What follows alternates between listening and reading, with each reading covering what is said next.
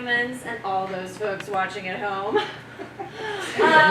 Thank you for being here for the Theater Arts Creative Project presentations. We have a very special edition today because Ben Beeker is going to kick us off with his summer internship presentation.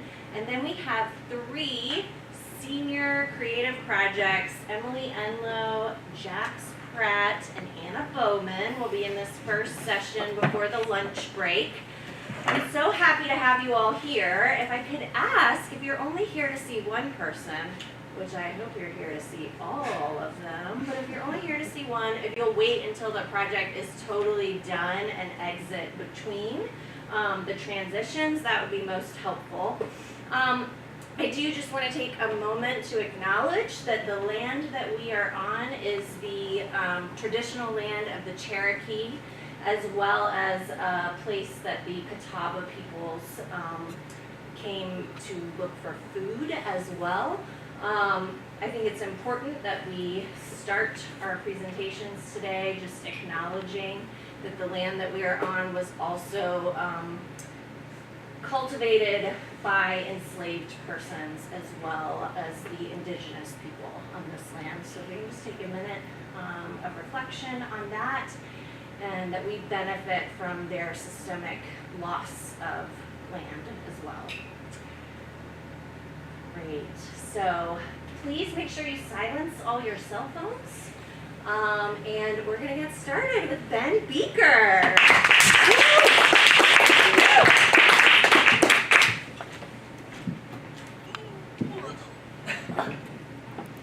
All right, we're good. Okay.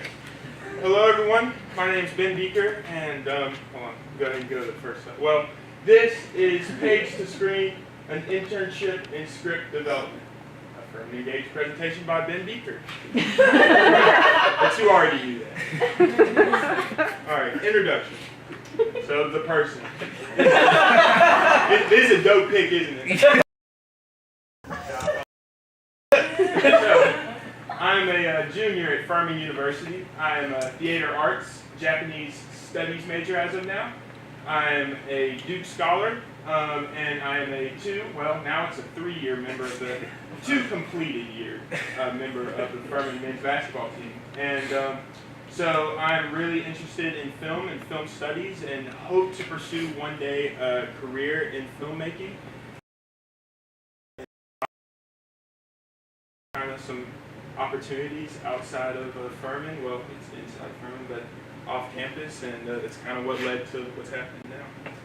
Okay, the internship. How did this come to be? So with my Duke scholarship, I get a studies faculty advisor, academic mentor, who was Dr. Johnny Tevis last year, and so I didn't have it my freshman year, but then my sophomore year, I reached out to her and she agreed to be my mentor. And basically what happened is we met once a week to kind of discuss what I can do creatively to kind of push my interest in film beyond just, watching movies and stuff. So what can I actually do to further my career in filmmaking? And she encouraged me to reach out to the fine folks at the Malone Career Center.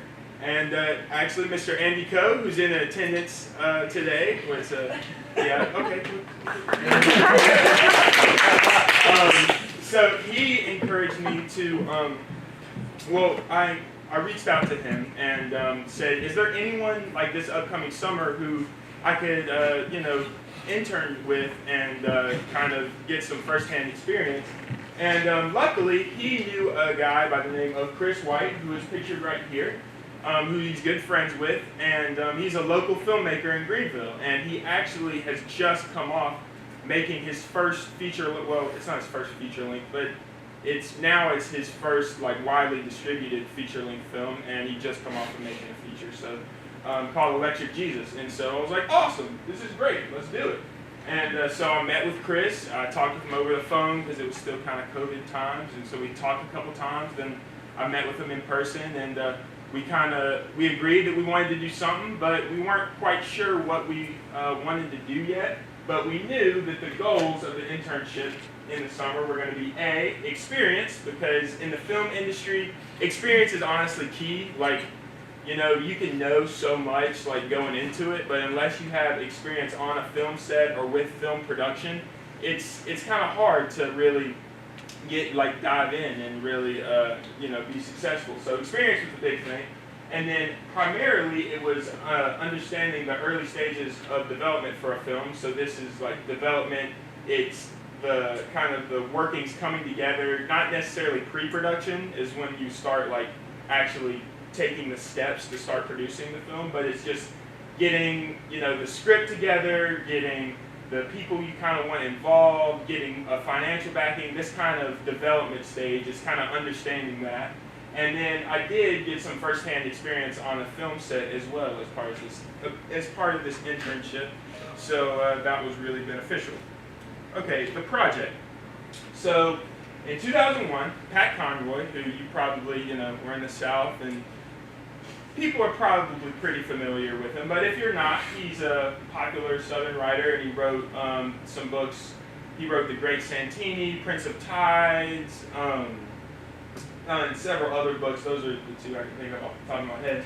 But so in 2001, he wrote an autobiography, and it kind of, he went to the Citadel and he played basketball there, and a lot of his works are kind of based off of the Citadel and his time there. And so this book detailed his senior season playing basketball at the Citadel, and as well as other aspects of his life. Kind of talks about him growing up and his relationship with his father, and then kind of also at the Citadel some of the stuff, some of the aspects of his life.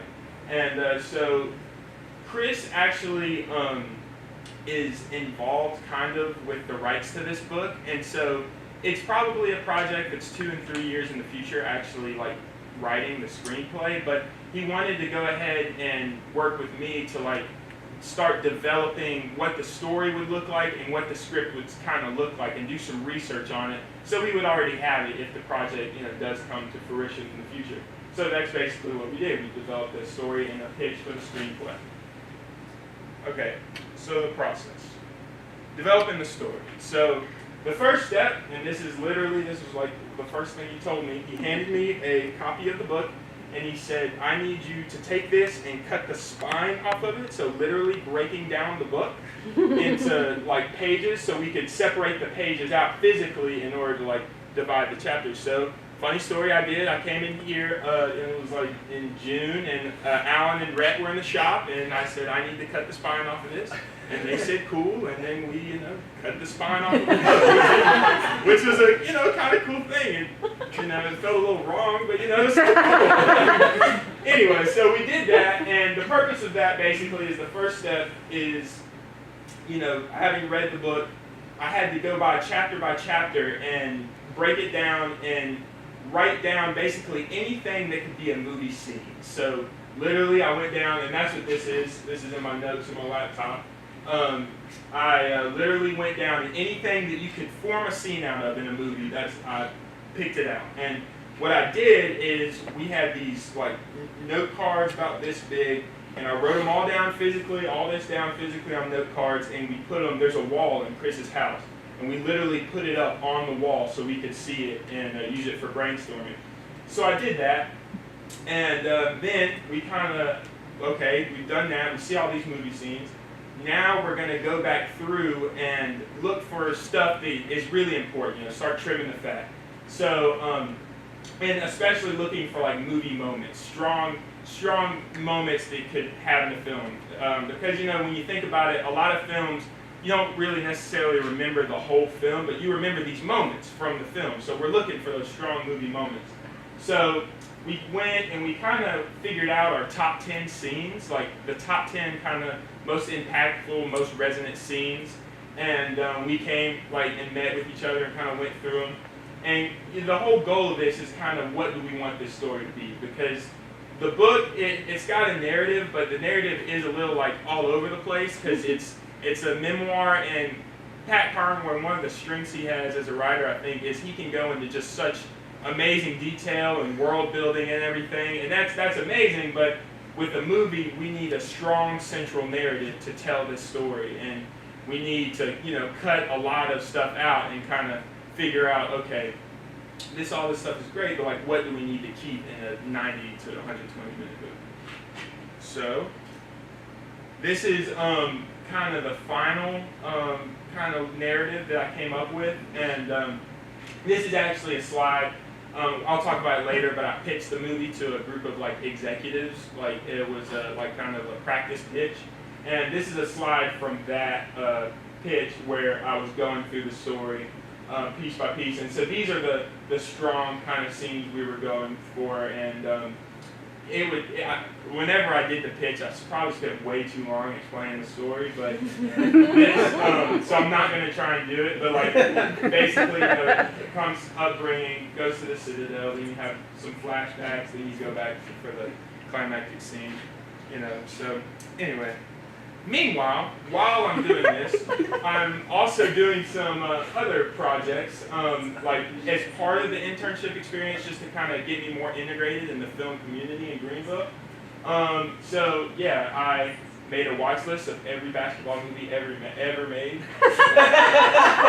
It's probably not every movie, but he went through and he's like, if there's a basketball scene in it, I want you to watch it. And I was like, all right, so I saw some good movies, a lot of bad movies, but it was more kind of understanding how basketball has been like filmed in the past, because everyone can think of like the sports movie kind of way, but we were kind of looking for something different. So if we were to actually put this on or like make the movie, how could we make it kind of different and lean away from that like cliche sports movie feel?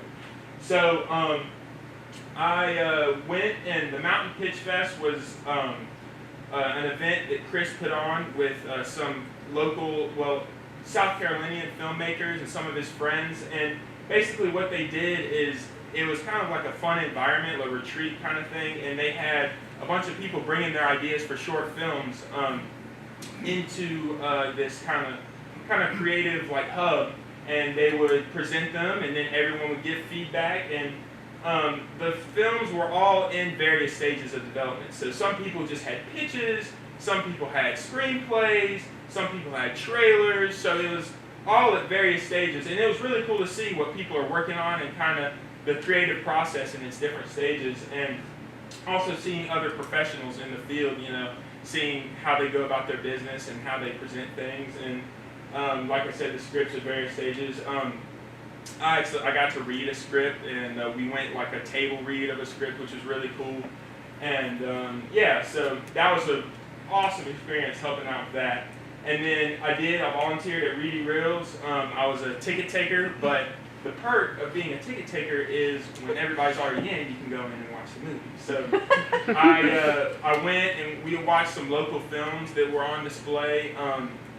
And it was kind of cool just getting to see the Greenville film scene, and which is something that I may want to participate in someday. Probably, hopefully, I'll get to enter a film in Reedy Reels sooner rather than later. But and then also just making connections, and that was another thing about the Pitch Fest is like it's just making connections with people, because it is film as like who you know, and if you need something, you gotta have someone to go to, and you gotta have someone to bounce ideas off of.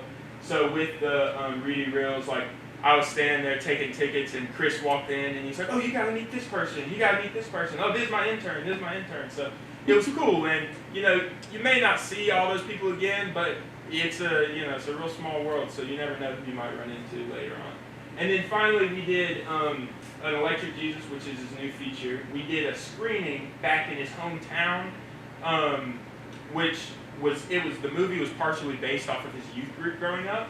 So we did a screening for like the youth group who was there, the original youth group, and some other people who were there. And then afterward, we did a Q&A with them about like just kind of what it was actually like, and for them growing up, and what's the differences between real life and the movie and stuff like that. And it was real cool. And we filmed it, and so for possibly like special features for like a DVD release or something, just additional content. And so I filmed it with some, we had a couple other people who helped us. And then so basically we went down, we set up, we filmed it, we cleaned up, we kind of did all the production aspects.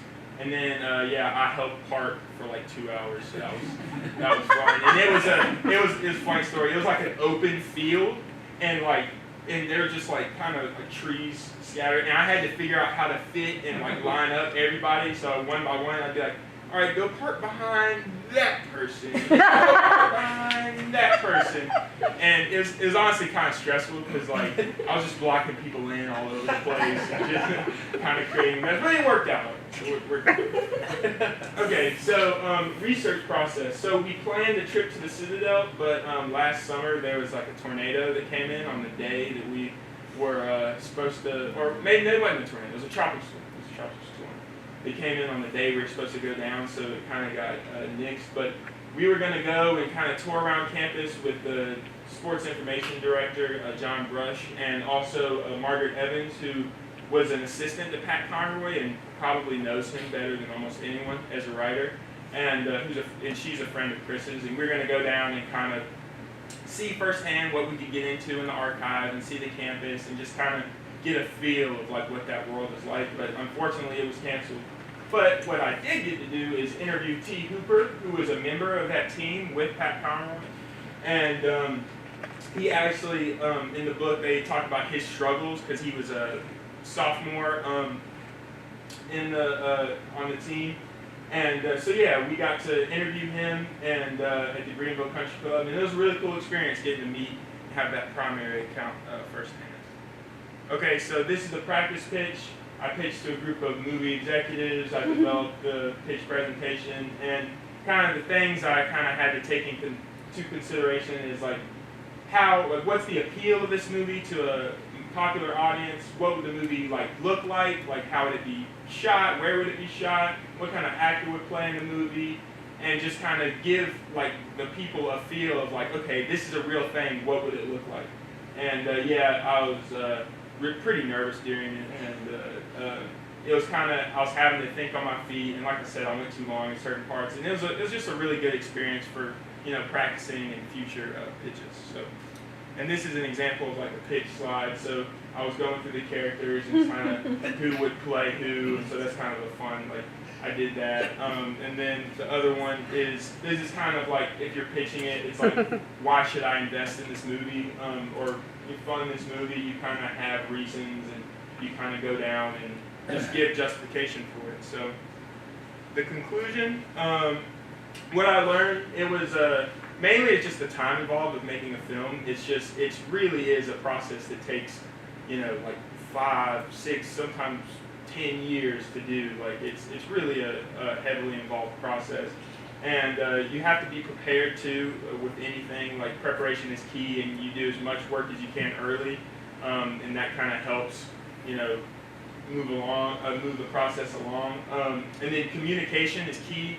So having all these contacts and making sure they know what you're looking for, and you know what they're looking for, and just kind of developing relationships, and because you're trying to get things that you want, but you also want to be nice about it. So it's really communication, and proper communication is key. And then also think on your feet, because with films, something's always going to go wrong, and it's just you have to be ready to deal with that when it does. And so continuation, we hosted a CLP here with Chris of his screening, and he also came and talked to the theater department. So that was cool. Other connections, I met some awesome people, and I'm going to work with them in the future. Current project, I'm actually writing a full-length screenplay right now. It's not nonfiction, it's fiction, but I'm working with a different faculty mentor on that. And then future development of My Losing Season. Right now, there's nothing happening, but Chris said if the rights pick up and everything goes right, I would help him write the actual script whenever it comes down to it. So, did this internship make me want to further pursue a career in the film industry? Yes. So, that's the short of it. I really loved my experience, and I was really grateful for it. So that's going to conclude my presentation. So thank you for listening.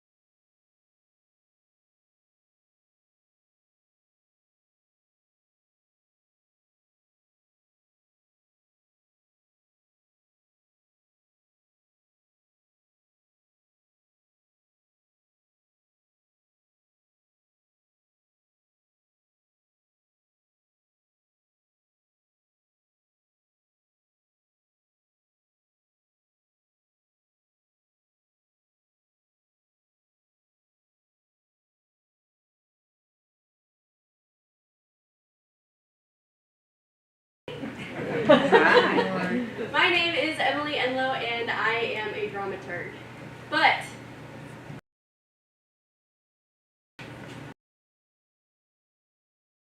ready? So we're gonna look here. Put our critical lenses on. So, what we're looking at here is a vision board of me and what I feel like my art represents.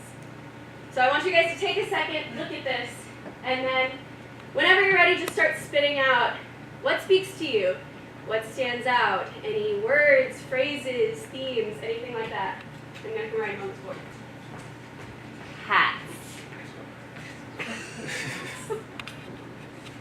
Rude Shakespeare. What did you say? Lewd? Rude. Rude. Rude. Laying on the ground. Joni Mitchell? Language. Color. Art. Sunshine. Women. Sass. Flowers. Big hair.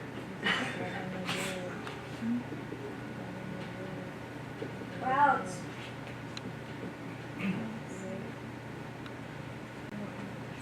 What else? Collapse.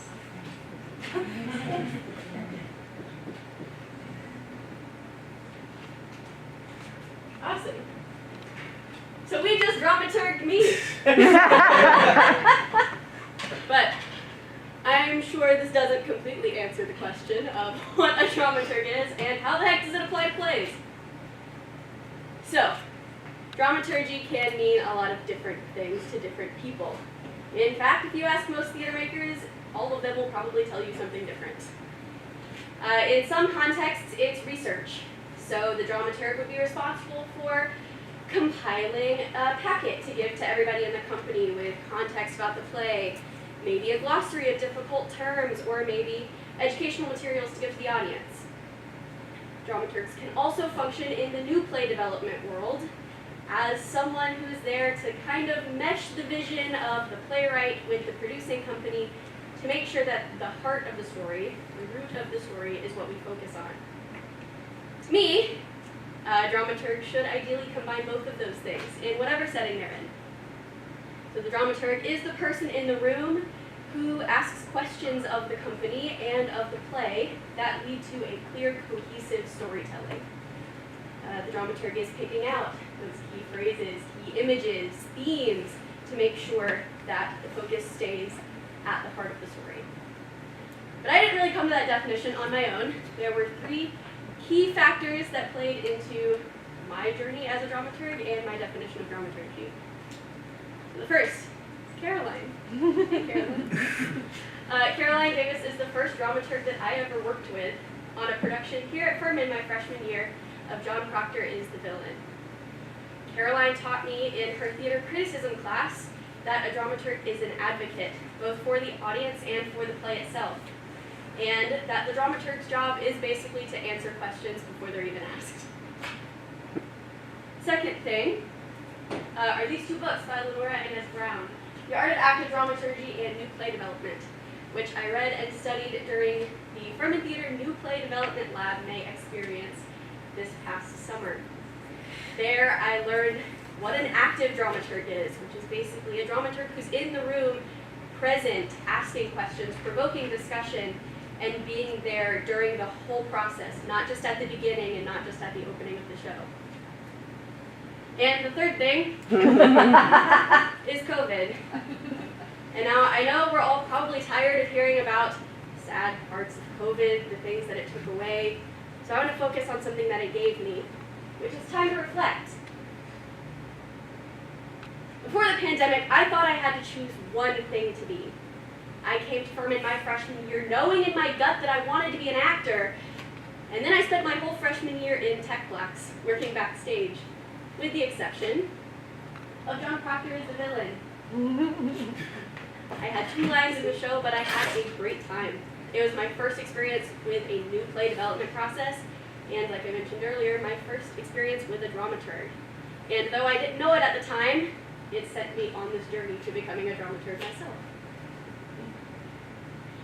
Sophomore year was completely different. I came in wanting a challenge. I came in knowing what I wanted, and I got it. I got all of the acting roles that I wanted. I felt successful, I felt talented, and I was in the worst mental headspace I had ever been in.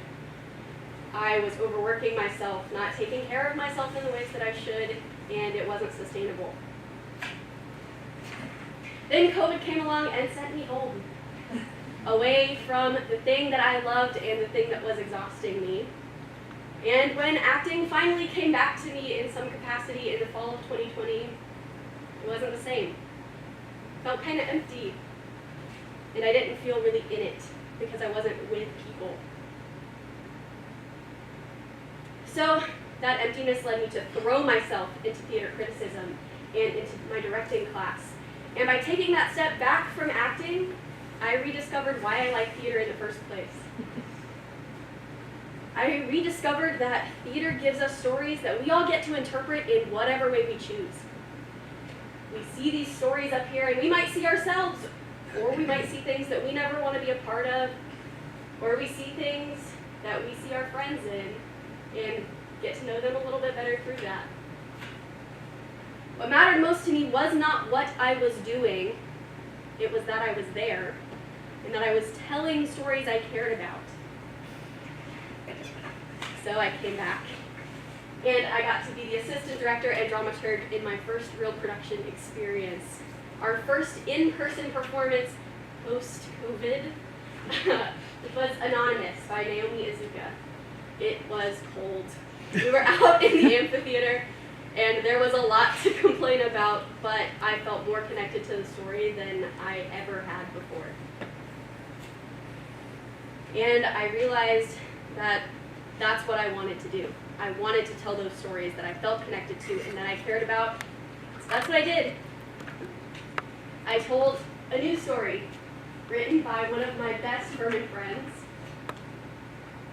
I told an old story that I first read in high school and wanted to work on ever since that first read. I told a joyful story. I told lots of new stories with my friends, with the biggest team that I have ever worked with. And I told a love story, one about love and one that I love. And now I'm telling you mine! So, through telling these stories, I've learned that I never had to pick a single thing to be. I am a dramaturg, and I want to market myself as a dramaturg when I leave here and when I go to grad school. But being a dramaturg only makes me a better actor, and a better technician, and a better producer and director, because it means that I really want to question things. I want to get to the root of the story, and I want to help other people get there too. So, we're going to put our critical lenses back on for a second. Look at this again. I'm going to leave you with some questions to ponder.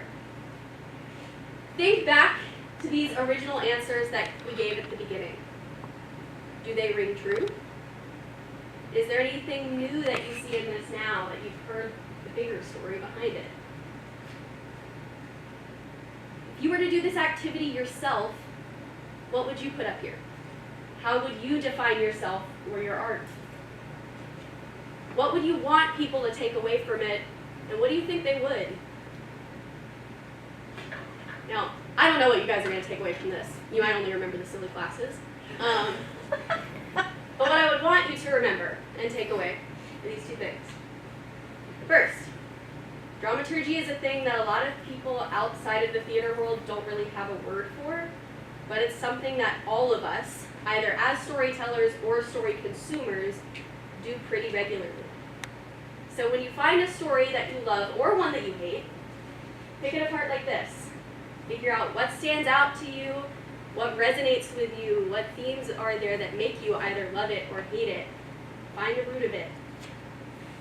And secondly, I'm proud to be a dramaturg. I'm proud that all of my work is filtered through a dramaturgical lens. And I'm proud of this conglomeration that might not make sense at first glance, but really does encapsulate me and my art.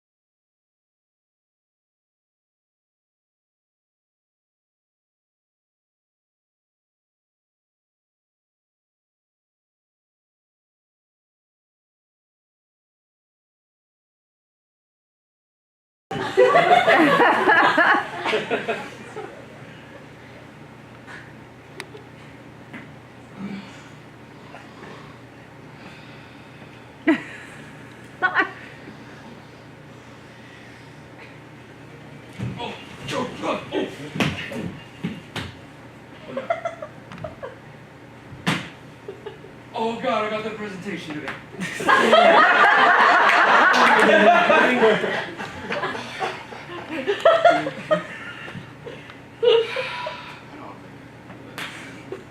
think I'm just gonna go back to sleep.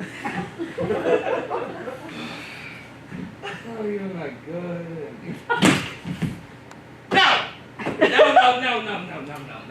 No, Jax! Jax said no! Gotta go do this thing, because you know this presentation is killer, okay? Yeah, you're right. Oh, you're right. I don't know what accent that is, but you're right. Oh, you're right. I am gonna go give the best movie pitch to all those producers that we have ever seen. It's a coincidence. You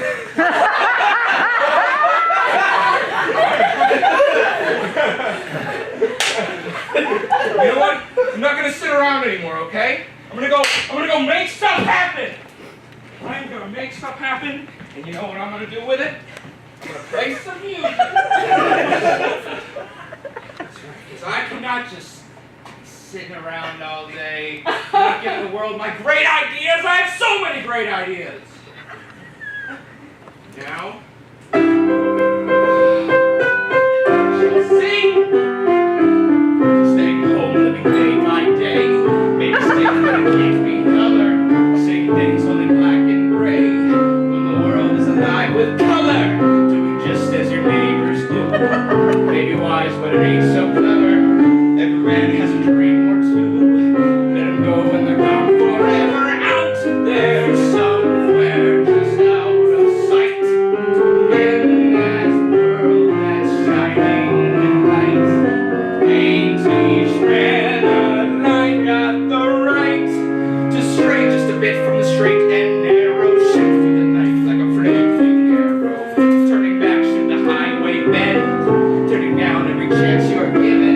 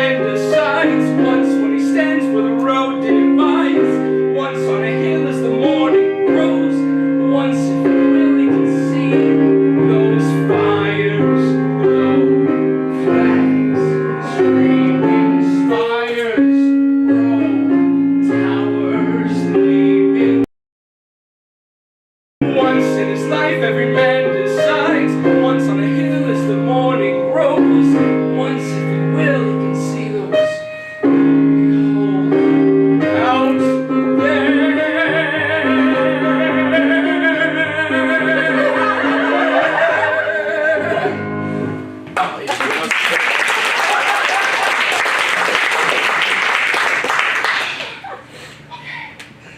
got this! Got this! Oh, it's over here. It's over here.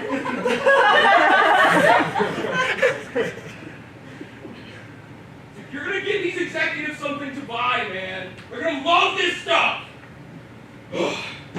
Okay.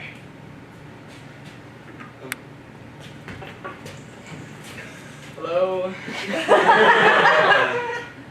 My name is Jackson or Jax. Whichever one. I don't know. They're both pretty cool, I guess. Yeah. Oh, so you're gonna be my executives here today, right? To see my incredible movie pitches for my new entertainment company, Jackson's Extravaganza. Right? Get it all in your heads, okay? Jackson's Extravaganza. Exactly. Thank you. Wonderful audience.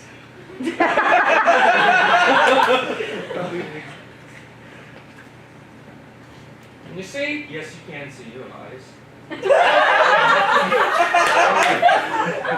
Let's.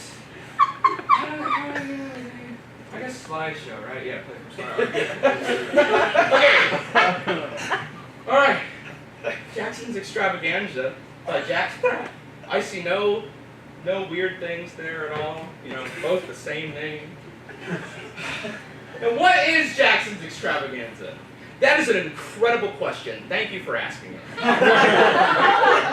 Jackson's Extravaganza is the next revolution of our entertainment industry. It will make movies that are beyond your belief, that you have never seen before. Things that no one could even dream of, except for me. And we might venture into other things, but mostly it's just movies for now, you know. But we do have big ideas. So our first one here we got Cold Time. And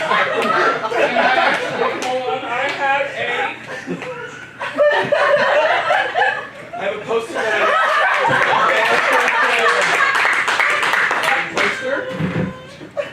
So here we have Cold Times. What does this make you think of? Anybody have any movies that they can think of? None, right? It's original. It's its own original idea. No one's ever done this before. Here we have Cold Times. It is set in the Ice Age universe. Do not tell Warner Brothers or whatever studio it is. I don't remember. But here we have the beautiful Cold Times, and we have three beautiful actors for this, okay? Joe Pesci is our boy Scratty Boy up here, right? You know the little squirrel man? The Scratty Boy. And then we have Steve Buscemi, of course, right? You know, is Sammy Slothman. As you can see up here, he's got his, he's ready. He's ready to find anybody. And then of course we got Robert De Niro, his teeth cakes in here. Pretty styling guy, right? Pretty styling guy. Now, before I read, no, never mind, I'm just gonna read it.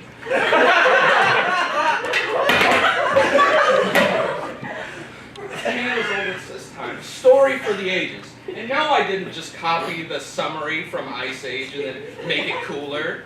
I would never do that. Ever. 20,000 years ago. Really cold. Filled with danger. You need friends. Tough, but few survive. The story revolves around Sub-Zero wise guys. Alright, because we all like the Mom movies in there, right? I know I do, if you know what I do. You can't tell. That's what all this is about, alright? We have a tough, angry sloth, Sammy Slothman, a suave, killer, saber-toothed tiger. Toothcakes is his name. And then a man, drug-addicted prehistoric rodent known as Scratty Boy. Oh man, they are a trio like no one has ever seen. Anyway, after their mammoth associate, Ray Romano steals their cash and chains. You know, I mean, you don't want to lose these beautiful chains here. What are you gonna do? The crew launches the manhunt of the century to get their money back and their chains. I should have said chains. But more importantly, the revenge. A classic story. As they travel across the lands. I mean, this is pretty good. This is a pretty good pitch, right? Ben, am I missing anything up here? I would invest in a heartbeat. Thank you. And you know what? We have something even better. We have another movie. Oh. I'm gonna get the poster first.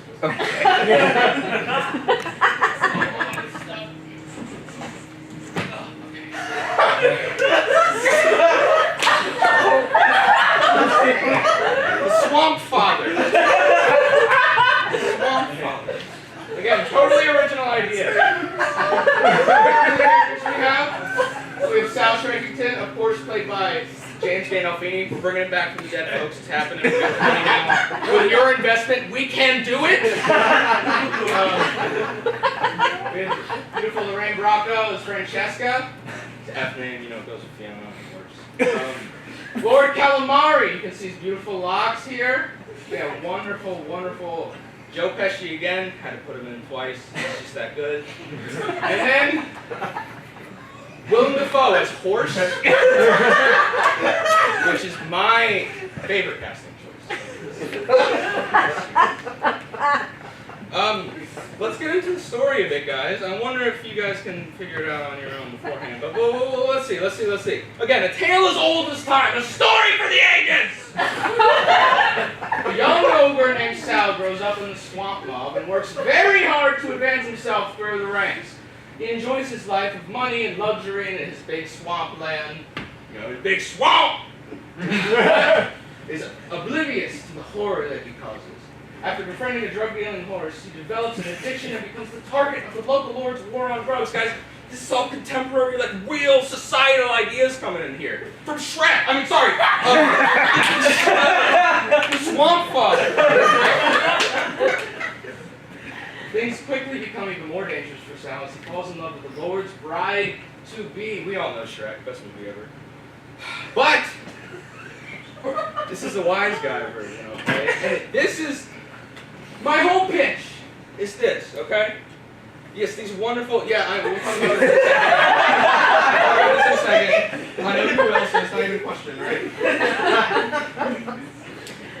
But to tell, like, real societal, you know, problems, like the war on drugs, you know, criminal activity, and the best part about these mob movies is not even like all those, you know, societal thing. It's like the intensity of it, you know, like the suave of all the guys. I mean, look at their chains! Look at their chains! They're sick! They're awesome! Yeah, and what better way to do that than have, you know, mob guys, you just adapt children's stories to really adult, you know, big theme murder, mob guys, right? That's a great idea. Don't you want to invest? Come on! Yeah, that's right. I need $600 million. Okay, I'll take a check, you know, whatever. You can Venmo me if you want. I got it all. But yes. I mean, two fantastic stories. Two of my favorite movies, Cold Time and The Swamp Father. Now, what is the name of this company? It's what is it, guys, again? Jaxtravaganza. Exactly, that's right. Then why is it that? That's a good question. I don't know why I put that in there. I'm not sure. I mean, my name's Jackson, and this is, I think what this company is looking to do, obviously, you know, from the two examples that we already have here, is to really make something exciting. You know, something that no one has ever before. Have you guys seen something like this before? No. Right? Right? Hey, look, we're cooking with gas here, y'all, you know? Jackson's Extravaganza. I don't know. Do you guys, is that good of a name? Like, I think we can do better. Right? Yeah. Yeah. What about? No, so this changes the game here. Okay? This changes the game here. This is like, I mean, it's slick, it's stylish, it's short, it's quick. There's no apostrophes. Everybody hates apostrophes. You just shorten it up. No spaces. Jaxtravaganza. Come on. Now you guys, come on. Be honest with me here. You think you can like turn on the TV, go to channel, you know, like 7, whatever, like way, probably gonna be way out in like the 400s. I don't know. Well, big numbers, you know, big numbers. And but you see that name, and you're like, oh, dude, I bet that's a sick company. I bet they're sleek, stylish, but they only have the best content. Yeah.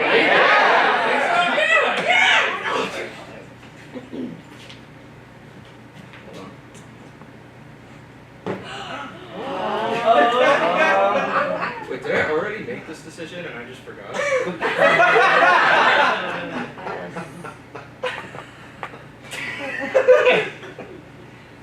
Jaxtravaganza. This is it. This is it. And y'all are gonna send me money, right? Yeah. Sick. Can't wait to tell my mom. Oh man, I got it. Emily?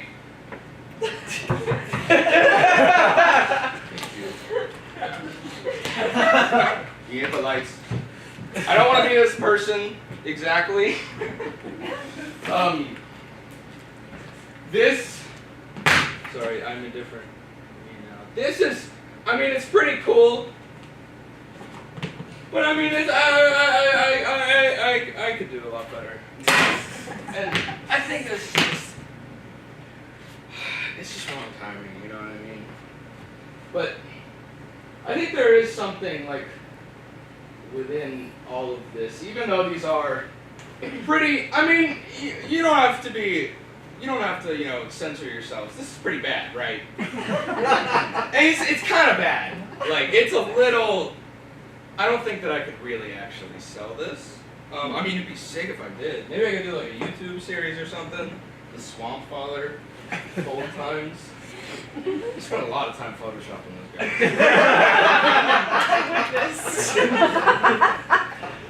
But I don't know. Names are weird, you know. And Cold Times, Ice Age. Which one's really better, you know? And which one's like the real one? And Swamp Father, Shrek. Jackson, bring it around. Now I'm gonna do my monologue. When I came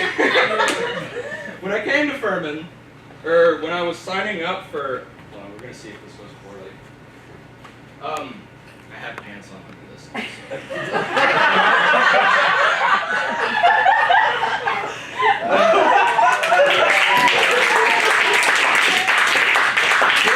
To come and visit the Furman Theater Department, there was a section that said nickname, and I just put in Jax. Like, and not that many people really called me Jax, you know. I mean, I would write it on all my papers and like sign my name since I was little. One, I think for one of two reasons. Either it was like way quicker and I didn't have to write the CKSON, you know. I could just put Jax, and like, oh, you know, real quick. I don't know how much time that saved me.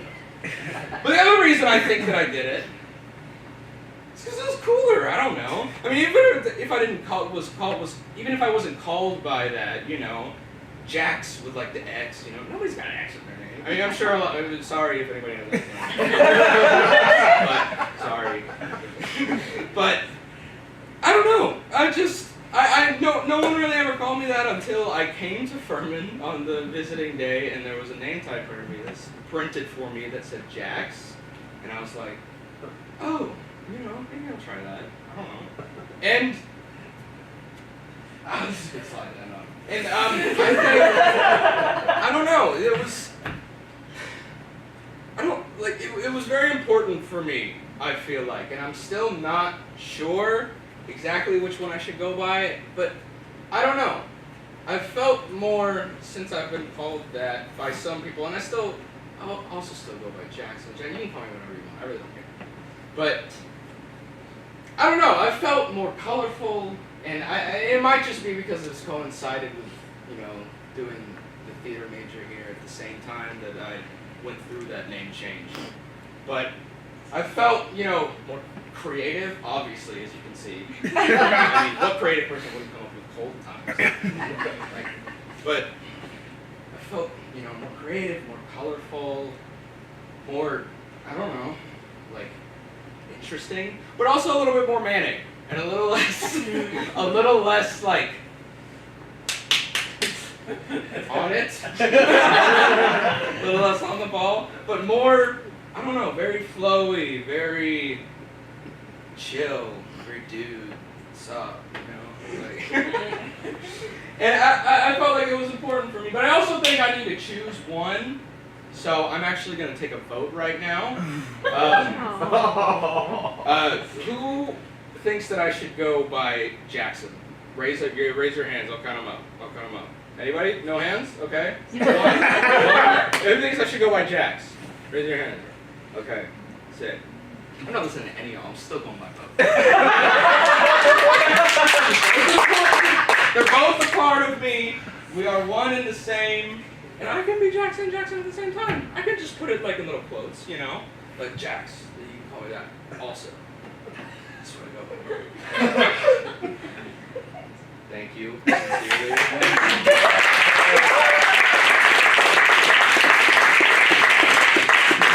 If you want signed copies of a Cold Times or Small Father poster, just text me. I can get it to you.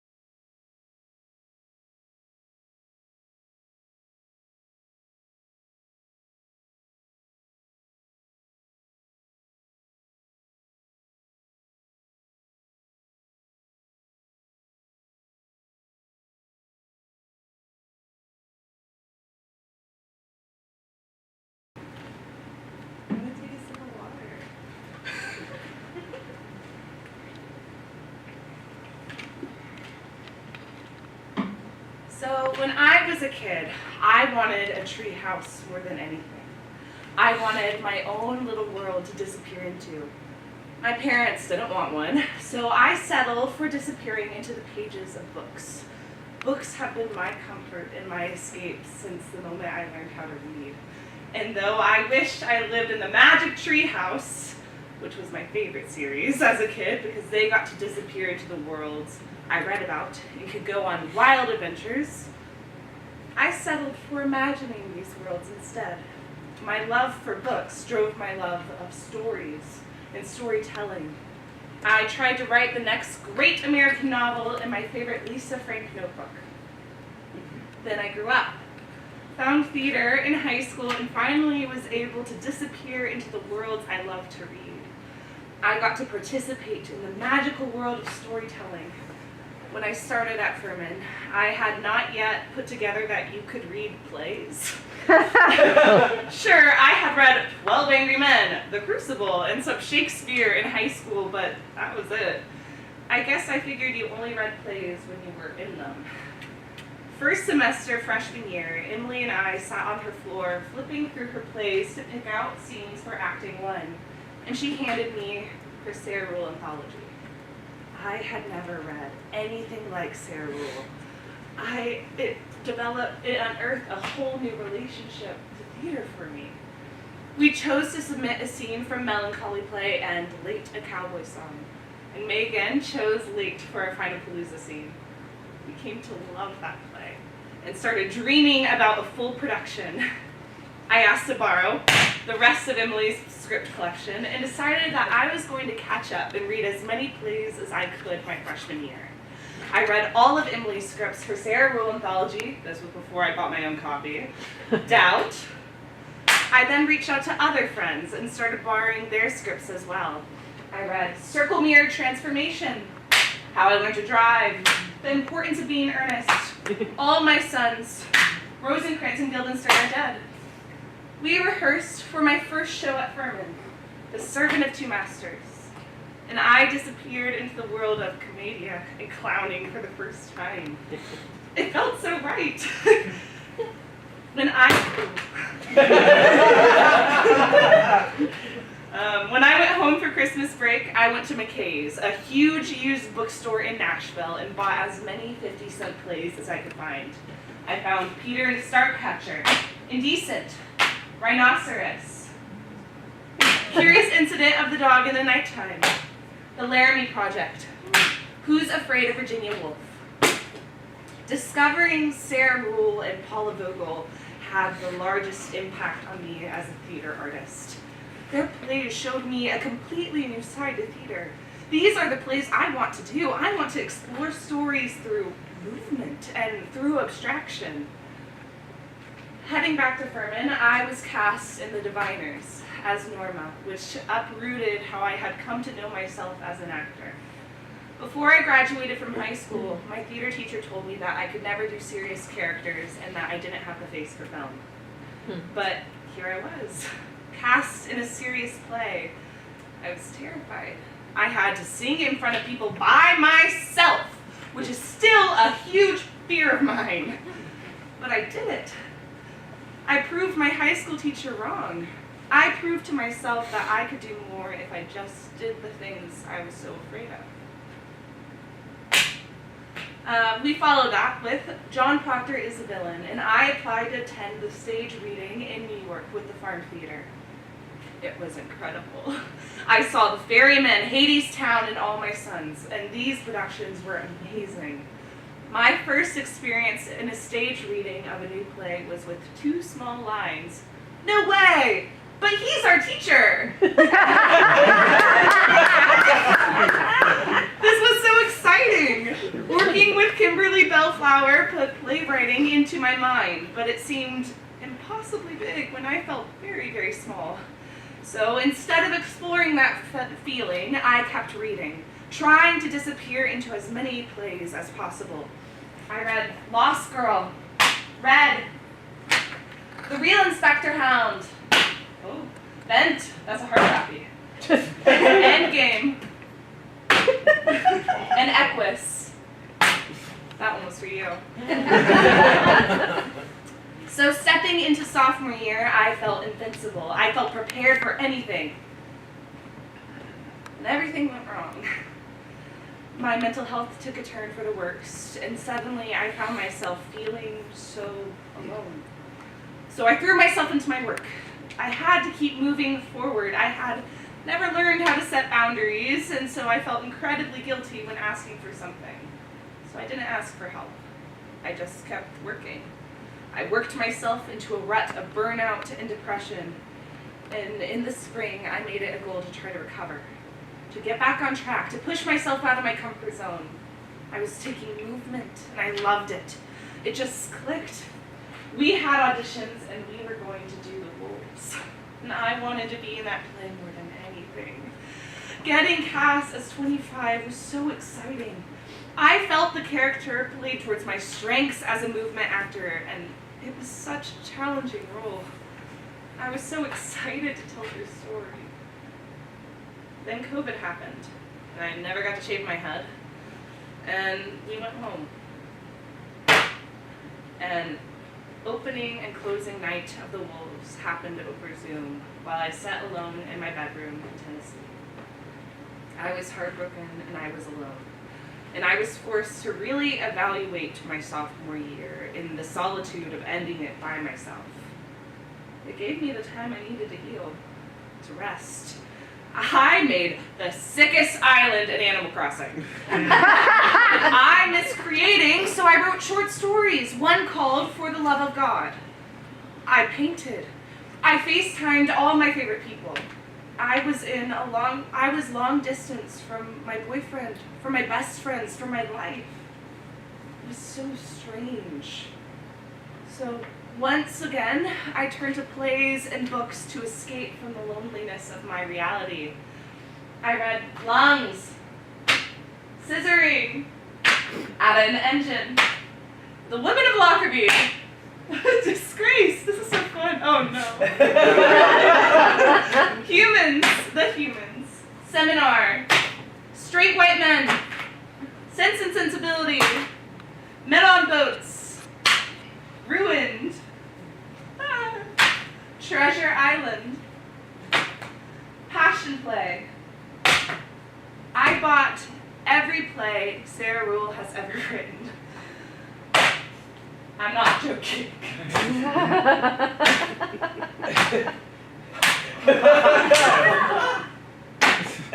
I bought a Paula Vogel anthology. Coming back fall of junior year, I felt like I was moving through a fog. My semester abroad had been canceled.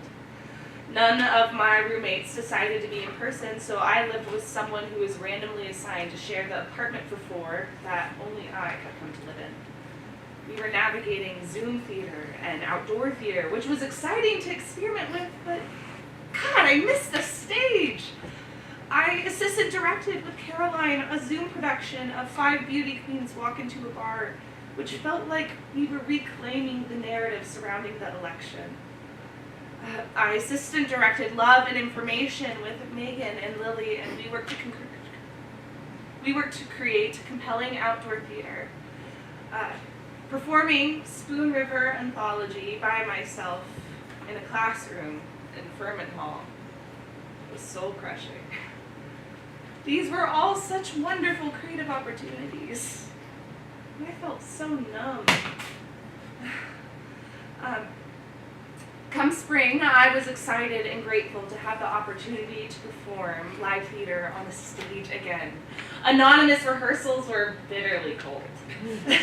But it was an incredible story, and being able to tell it outdoors and through movement felt right. I was so proud to be a part of it. But I felt myself returning to that creative rut. I felt like I had lost my college experience. I stopped reading. I was so tired. I was trying though. I interned at Artisphere and learned a lot about running events. It was cool. Wasn't a perfect fit. May X was another moment to take stock. Why am I struggling with stamina? I love theater, but why is it leaving me drained instead of energized? I found myself questioning my future, my passion, my major. Was I on the right path at all? Talking to each playwright through the 3 weeks of NAEX made me think more about playwriting. I had tried several times before to write plays, and let me tell you, they were all awful. But Darcy, Quinn, and Sheree were so cool. And they did it! Maybe I could too. Emily started work towards New Play Festival, so I decided to start writing. But I didn't want to start from scratch because it's scary. So I took that old short story, For the Love of God, renamed it Feral, or For the Love of God, and I decided I would convert it to a play. And it felt right. The story grew in the way I had wanted it to, but I could never get it to reach as a short story. Then I started working at the Children's Theater, and I thought arts administration was gonna feel good, but it did not. Some things were fun and interesting, but working as a teaching assistant was where everything started to click. At the end of the week of my first class, the teacher told me that it was obvious that I loved kids and was a natural at working with them. And the whole week, I felt paralyzed by fear, and I was so afraid I would make a kid cry or mess them up for life, or I don't know why. I never fathomed that teaching could be another fit for me, but here it was. That summer, I started reading again. I found new inspiration in Constellations, The Inheritance, Slave Play, and countless of other fiction books. Senior year, this has all happened so fast. I still feel like the sophomore that got sent home, which is really confusing. I wanted to make this year one of rest and recuperation, to prepare myself for the real world. I just wanted to have fun. So I said yes when the Children's Theater asked me to be Brother Bear, and I could not wait to be an As You Like It. I loved to dance, and it was so healing to start my senior year in that cast, celebrating love in all of its forms. I worked aside several talented student playwrights led by Emily Enlow for We Works Festival. My words were on stage. I could do this. It worked. It was good. It was all so good. I wrote 2 plays for my English major thesis. This is one of the hardest writing projects I took on, but I did it. I'm still so tired. All of a sudden, we're back to Late, a cowboy song. And I'm having the opportunity to act alongside some of my best friends in a play that Emily and I have loved since we were 18. We've come so far.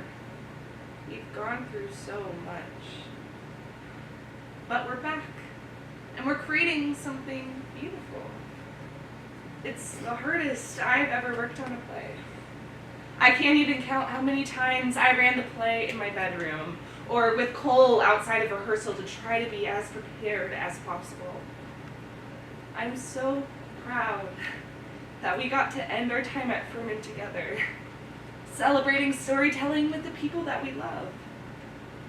I'm so grateful, but I'm still so tired.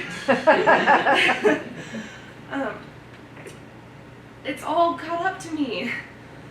My mental health took a turn again, so I went home for a week and was put on medication for anxiety and depression. And I'm starting to feel better. More like myself than I felt perhaps since my freshman year.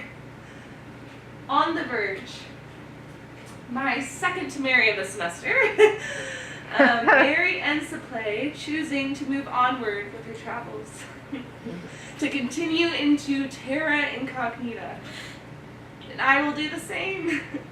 I will move past Furman into the world unknown and uncertain. I will not watch from the sidelines, but I will be present.